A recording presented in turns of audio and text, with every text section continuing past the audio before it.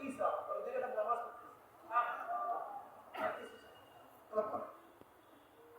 হযরত খুবাইব রাদিয়াল্লাহু তাআলা সংক্ষিপ্তভাবে 2 রাকাত নামাজ আদায় করলেন। সালাম ফিরাবার পরে বলে, দেখো আমি এত সংক্ষিপ্তভাবে নামাজ পড়ি না।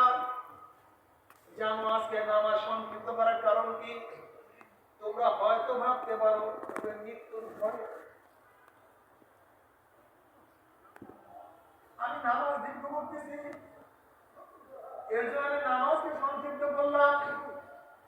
এখন তোমাদের ইচ্ছা, তোমরা যা ইচ্ছা তাই করো। আল্লাহ চেহারাখানা বারবার কাবা দিয়ে ঘুরায় রাখতে আছে। আর বেঈমানরা তার চেহারাটা পাথর নিক্ষেপ করে, ফিরাতে পারে না, ঘুরাইয়া ফেলায় চেহারা। তখন তিনি কি বলেন? ফালাস্তু উবালি হিনা উক্তালু মুসলিমান আলা আইয়ি যামবিন কানা ফিল্লাহি মাসরাই ওয়া যালিকা ফি যাতিল ইলাহি ওয়া ইন ইয়াশা ইউবারিক ফি আওসানি শিরকিন মুযাম্মাযাই।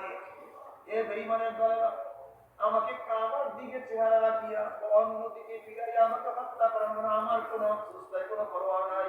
কেন নাই? কেন? হিনা উক্তালু মুসলিমান, যে মুসলমান অবস্থায় শহীদ হয়ে যাবে।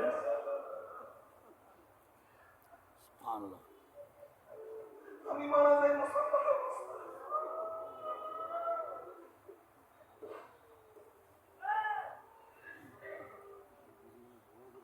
যেহেতু এই মুসলমান অবস্থায় মারা যাইতে আছে, আমার কোনো পরোয়া নাই।